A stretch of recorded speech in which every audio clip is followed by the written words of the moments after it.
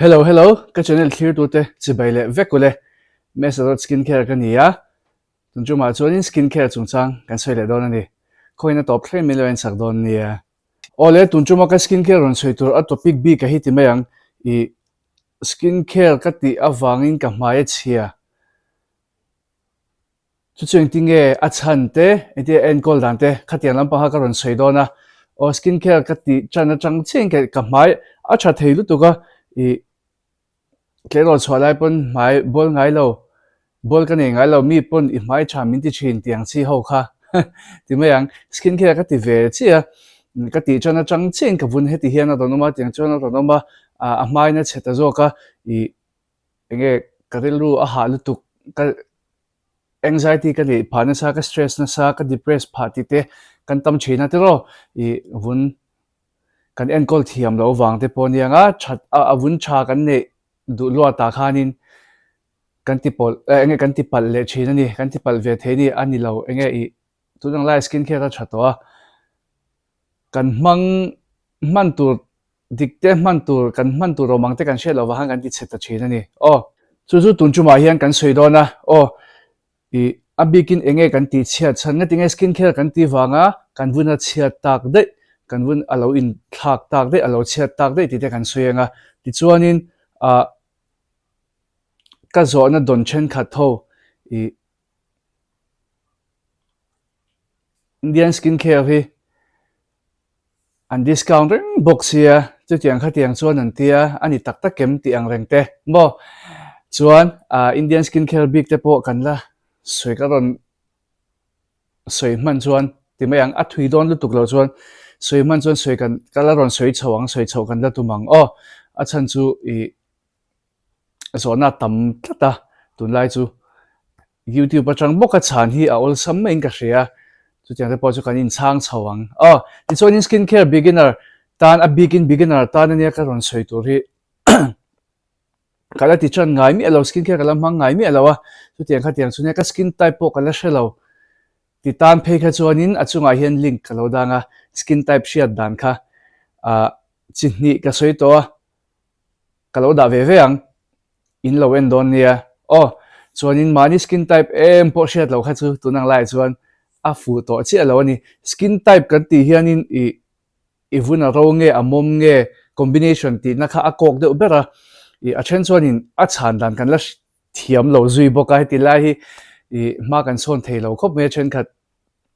skin type nge kan te ka shelo ti top a mom nge a ro ti a chan ngai na shelo chan tur ni ti po shelo kha kan lo ma chuwang chuan skin type shia dan hi kan lo en nge ngai link kan lo da hian in lo en don nia ti chuanin skincare ti chan ngai lo ti thar tur kania ti tan le ti na chang shelo kha kan ma mani tholo mang ve pop pop kha khan vun kan ti cheta china kan vunina zo ba kha kan lo ti cha china kan soi photo in skincare beginner tan chuan face wash moisturizer le sunscreen hi ti ma sak ber tur ani ta man ma sak ber tur ani ta ti chuanin hei ba ka hi chuan in du le AHA BHA te hi vun thi pai fai tu an nia blackheads te whiteheads te le hei mai mam lo thap neu tianga hian pore sanctifier hi an chata wang hian mangtel theula chu a tha ka tia hemi pathum ba kha hian mo chu beginner tan chuan a tok lu tu kani thlan hi thumbel tiang hian local ula thil dang man cheu po khala ngai chuang lo in vun thil thar tem turania a zo lo te hlo oma thil thara tem ba ka khat a adjust chung kha lom leta chuti chunga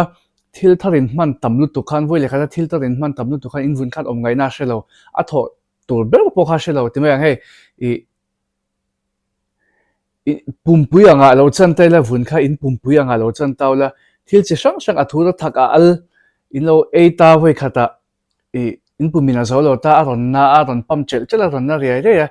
khatiang velanga khan in vun kha chan taula khatiang chi sang sang active step mo chi sang sang I voi le khata in man tamlu tuk chuan in vun khan a zo ngai na kha om don lo reng chuwang chuan chen chu ron bol ta pop pop patin purging te po ron sema purging po la shelo kan tama la she thiam lo kan tama achunga hian link ka lo ranga in lo en don nia ti chuan aron bol ta pop patin skincare ti chan tira kan shiat lo chin chu man pol theile man pol thei lo hi kan la sang lo fo chu po chu ka soi vek to a ka video hi ka request du cheu chu soi thui mai ka request du cheu chu hey video hi pathian sara zan hi chuang ka siam to ka channel a hian video hi zan hi chuang om to in zona tam tak hi chu ka soi dai to ni ma na hang ka lo soi dai to video ma sala ma te ka lo soi dai to chu wang chuan ka request du cheu chu abula chang lo en ro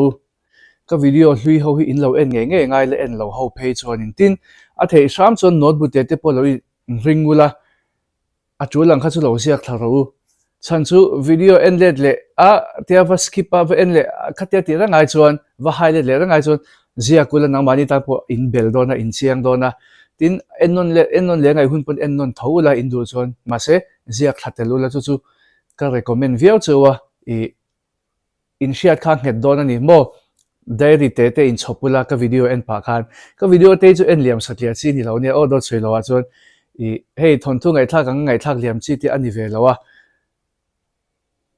a thiam du tak le a in zir du tak ta chuan diary te in chopangai chu tiang chuan lo in zir ve ngai ni a chan chu zona ngai hi ka dong hnem nu to ka tin video ka siam to hi zona hi ka dong hnem nu to ka video siam hi awm zia lo em mani ti chang hi ka nei china hei siam lo hian tian number te da to pila miron zo ru ti to pila a full zo ka ngem le ti chang hi ka nei rum chin ni a chan chu zona video en ngai lo ti hriat lu tuk zona hi ka dong hnema chu wang chuan video hin lo en tai mak ve ngai a siam ma a hau taka chu wang chuan atui le a hredu kha chuan in lo en kha chu in ti ve tur tak ani he hi chu request chuanin soita ang khanin tin video tin skin care ate man pol thelo kan lo shelo kan lo mang pop kan ngei lo po kan la shelo skin care phe chuan ti ro mang chan ti phe chuan in a test chungte ngei zong zon chungte kha lo om vele zela chumi ba ka man pol tu lo kan share chan lo phe chuan boy na kha thuan hi thua thum ta ni chu china na chu wang chuanin enge blind deuh ti ai chuan soitang khan video tam tak ka siam to lo en ma sa ula face wash moisturizer sunscreen in nei chuan lo lungoi em phot ula chuan ka video tang lo in zir ula kan tinge lo en ula ka video tang lo in zir ula mi soi mai lo boy chu min chu chalo a cha lo a save lo chu mi product chu a save lo chu mi te ti vela khan lo boy lo ula ka video hi en ula uluk te win ngai thak chuan a hlom lo tur te a save lo te in boy lawang boy nei lawang chuwang chuanin in lo en anga ya chuanin man pol thelo kan lo man pol china wang khan beginner ho khanin tiro kan vun kha lo chet pa ta china skin care shim po kan man tir chuan purging om thei china ni purging a ronin siam popa kan vuna enge kan vunin thil thata tema wa khan purging kha ron siam the moisturizer pon purging a siam thei tho ania mangai lo tak tan chuan atlang puin a siam tam lo moisturizer chu a siam tam la enge a siam mi zong zong a chuan a siam lo nga chen khat tan chuan tlema vun no deuh te khatianga kha chuan a siam ve thei tho nia moisturizer ringot po hian tin sunscreen a po man thei lo te mil lo te oma te ro chu wang chuanin skin care chu tong pong ri spop thei lo ris ngai si ania chu wang chuan ka video mang khanin thiam takin in lo ris ngam to don ani ka video in en chua chuan in en kwal par pe chu in en chua para in en vek pe chuan aris dan kha in thiam dawang chu kan soitel doa ti chuanin kan vun kan ti chhe chun chu kan share tok lo wang te man pol tu lo kan share lo wang te tin ingredients hi kan en chat pe tok lo wang te nia ingredients list hi mo abura ingredients list om veka akom chenin oma akoma baka abura om vek boka ta khat enge actives om lowa tin niacinamide mai apo engkim man pol thei kan tia niacinamide chu niacinamide apo khan retinol te vitamin C te lo om tel thut theya khatiang ani kha chuanin man pol thei lo kha tiro man pol thei lo an neya khatiang kha man pol thei don chuang lo ani niacinamide ni eng ang ma se khatiang te khan man dan tur kha om ani chu mo vun ti chia lo ve the dan kha omani chu tin poimo be chu kan skin barrier kan lo ti thata kan skin barrier kan enkol that chuan face wash moisturizer le sunscreen skin barrier enkol na thatta kan nia chuwang chuan khammi kha ilo man that chuan in skin barrier a chakanga active sin lo man huna po tlemin in vun khan a zo mat bi kanga I parjin te po a thlen lu tuk lawang skin barrier a thata a chak thata in enkol that chuan mo khatiang zel kha nia active stam tak hian in vunan paltlang na sa vun chung an lut chaka skin barrier ti che the rup na po an nei ani mo ti chak lo the rup na po an nei chuwang chuan khatianga khanin skin barrier lo enkol that lo kha poimo MMA antinan retinol te po barrier anti cherup theya an chak to wangin man ma in skin barrier ti chalok ro ka ti china ni tiro retinol chungchanga po ka sei to chuwang chuan khatiang khan barrier kan lo ti chak that na chuan skin care kan man tur hrim hrim khan engpo lo mang do ni la zo lo lutuk te vunina ator lutuk tur te kha veng ve ni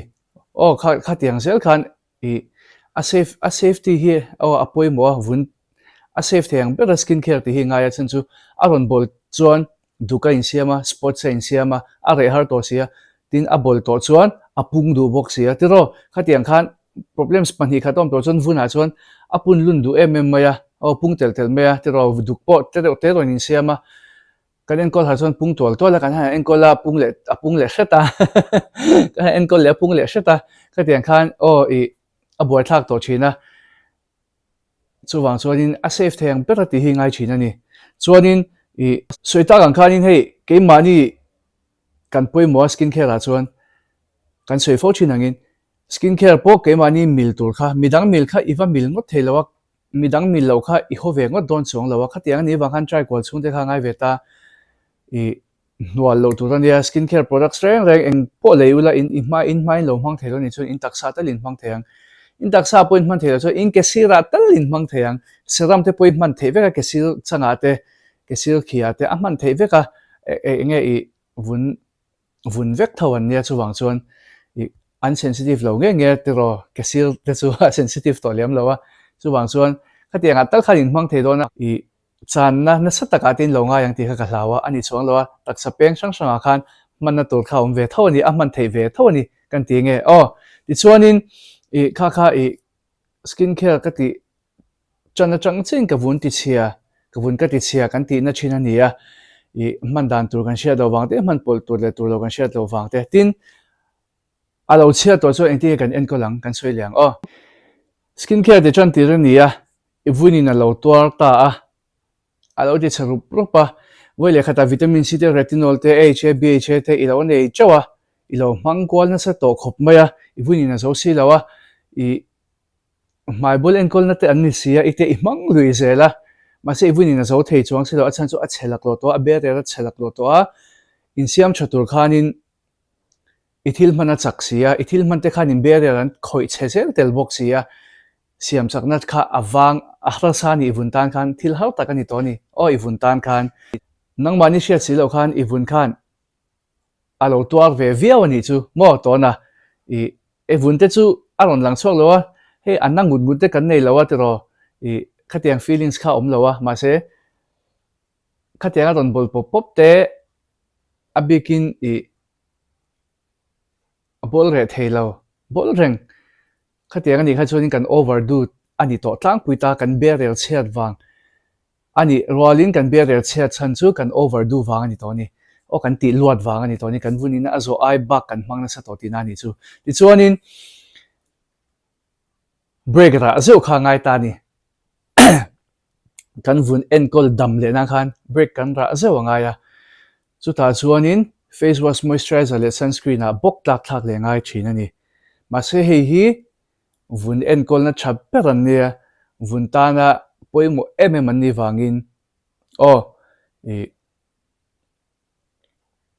tla kan tla tha kan ti hian bu kan let te ti la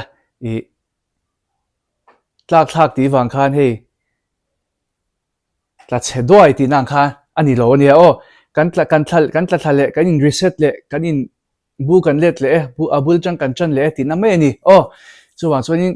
kan tla thak ti khan tlak chet na ka tla cheta del me ka vun ka ti cheta del me eng ba ka mang the to longa ti ngot na chi kha ni chuang lawa ien kol dam huna active se chu i mang le thenga man dan te po kan soyenga ti chuanin i khatiang ni to kha chuanin abula changa bullet le a kalbek bek hangai ti chuanin active sa hianin niacinamide thi 5% ai sang lo hi chu apoi lowa i invun skin barrier tan pon tha niacinamide thi mo i apoi lo 5% ai sang lo hi chu apoi lo 10% te chu lo mang chuang su 5% chin khan lo manganga hyaluronic acid po apoi lo hyaluronic acid po aman theya in lo mang don nia ma se hyaluronic acid chen khathian vun chen khathian in min ti ro ti te nom china khatiang in ngei lo tin hriat nge in mang thei lo ngei lo pon lo vunina mil lo ti in hriat sa kha chuan manangai lem chuang lawa khatiang khan ke manin kan experience atang khan mo man thei le thei lo kan ne kha chu enge thial sang thia mila man thei lo na na kha chu man lui po tum lo tu mai ani i apoi lo ti chuanin builet le ta ivuna lo tha chhota kar ni chung kar khat kar ni te han ti la hanin reset la buljang han chan chale la skin barrier lo chak do hlek toy sia ta ivun te po lo ziom chho de toy sia chuan active khai mang chan the chu ti ro chuan ala ziom vak lawa enge ma so mai la son vak lo ni chuan a tha po khatiang khan local ro a basic steps kan ti beginner steps kan tiang khan mo a tha po local ro apoi mi alo chuan chu tianga ivunte lo in recover alo dam le nu chuan alo that chho le nu chuan i actives nei te kha uluk takin isetang aman hun turte isetanga ka khata voi ni zelin start ru ka ti na chan hi product start te le actives te pon yang chu tin voi ni chau man tur chi hi om shim boka bha te yang chi te hi ka khata voi ni ai tam bak man ngai lu tuk lawan nia chu wang chuan kha chu ai tam po man chi chuang lo ta mang enganga mang rei po ni ula mo ti chuan vitamin C te retinol te lo nei ta tranexamic acid te po niang mo eng po active sin nei chuan ka khata voi ni in chan la chhun le zana man chi te oma te ro retinol te chu zana man chi ni ta te khan zan lama man chi chu ka khata voi ni zana manganga nga thakhat chungi mangang chuan thakhat nu I mang zo chia voi ni hi thakati man na ni ta naktu ka athan hi na tu ren chan don chia akara in chan don chia thakhat na tu athan hi na tu ka ren chan don chia khamika la khan voi thum in I chan le ang thakhat nuwa voi thum in I chan le ang voi thum chuan kar ni chung I lo kalang kar ni chung I lo tiang chuan kar ni nuwa voi li ni manganga ivuni na zo chho zel chuan voi li nuwa chuan ni tin mang thei tonga ma se ivuni ni la zo lo chuan ka khata voi ni lek man ran po kha poi lawa azo tonge iti huna khan ni tin mang top mai don nia to na khatiang khan a safe theng bera kal kha ngai china tin beginner tan chimshim po kan vun ala chhelawa mangchan tur kan ni chuan I actives lampang te vitamin C le khatiang serum te kan hmanga ni chuan ka khata voi ni changa lo sa tu na ka soyang khan mo ka khata voi ni chuan voi thum voi li ni tin khatianga lo kal bek kha a fu bera aswal thailo timayang a products in huwa te ni lo chuan aswal thailo khatianga kal khamo vun po na zo bera vun po ai na adjust ma ber khatiang khan ka soi da chau maya Indian skincare lama ka zona don chin hi kan zeptel sawanga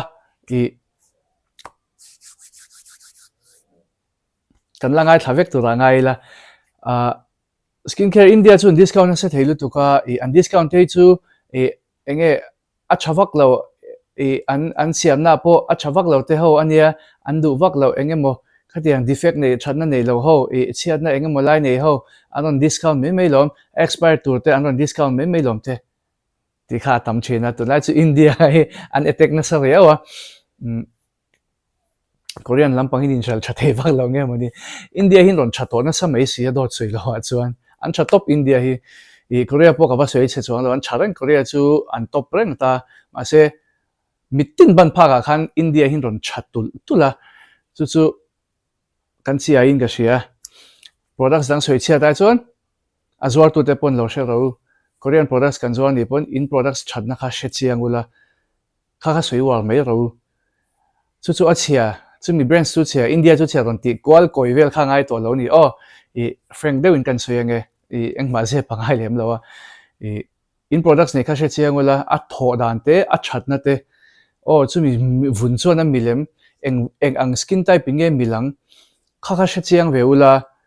zo tong pong zo saklia rengot lovin Korean skincare products chu soi lang ka video mang chang kai ber ni le don chiang sa dot soi lawa chuan chu wang chuan soi hun po kala nei don thawa ma se products dang soi chia the ke chuan in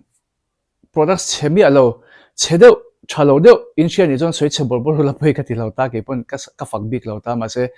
products mi na chan ti rang le an man rang an nge rang in ba soi chia chak vak khan mi in ti confuse me an dor ngam tak tak chuang lo bok chu o do soi lo wa chuan an dor ngam tak tak bok chuang lo chu in zor che khain faka chan chu an dor ngam lo na chan chu in zor che khain fak le dei bok sia thil hi skincare a po hian ani tho thil hi 100% cha thei lo 100% cha thei lo chan chu mi zong zong milan ni thei lo skincare hi India products po hi mi zong zong milan ni thei lo Korean po ngei lo anom thowa chuan chu mi zong zong mil hi ani thei mi lo thil mak deuh chu mi zong zong mil tur hian products hi an siam thiam mi lo tu te ma hian nge an siam du lo po ka shelawa an siam thiam lo te po ne anga a chan chu vunein ang lo to vun pathian hi aro puya pathian min siam dan hi a dang dai lu tu ka mishing te hi chuan chuan mishing thiam na hian ala phalo ka ti topa ge ma chuan in ka soi fia thiam dan ber chuan mitin vun mil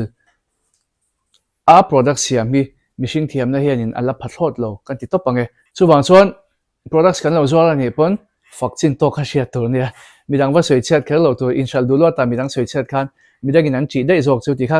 tips kan chel chu ni chu sum dong ho kha ti chu ni a zong zong chu ni chuang lo wa ani chu in lo in shema henga ani lo chu in sha don ani lo chu ni nga tan min ngai don chuang lo wa ti chu nin Indian skincare an discount te kan soi ma sa nge discount hi Indian skincare discount hi kan soi ma sa nge discount na sa chin discount na tam chin chan chu shal taman dua shal chatan dua an products price range hi en ro India hian mo Korea te poni tho ain ang pet asera mangzong ten clear taila sera mangzong ten clear an seram ho hi eng brand sa po en ro amanai nang pet anga an sunscreen amanai nang le pet anga